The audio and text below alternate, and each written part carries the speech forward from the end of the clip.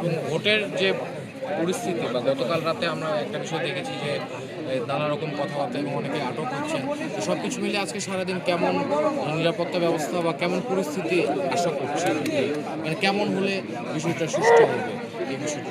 Unfortunately কালকে যে ঘটনাগুলো ঘটেছে এটা আমার মনে হয় যে এটা শুধুমাত্র ভোটারদের মধ্যে একটা ভীতির সঞ্চার করার জন্য, এবং এখন পর্যন্ত আমি দেখছি ভোটার তেমন আসেনি। আমি আশা করছি যে ভোটার আসবেন, দলে দলে পরিবার নিয়ে আসবেন, ভোট দেবেন, আর দেখা যাক দিনটা আরেকটু এগোলে বোঝা যাবে যে কি অবস্থা হচ্ছে। Thank you. আর একটু জয়ের ব্যাপারে কতটা আশাবাদী এবং পরিস্থিতি কেমন দেখছেন সব মিলিয়ে?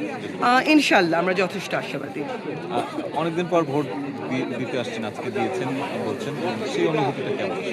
খুব ভালো লাগছে। 25 বছর পরে আমি ভোট দিচ্ছি। 2001 সালে দিয়েছিলাম আর এবার দিচ্ছি।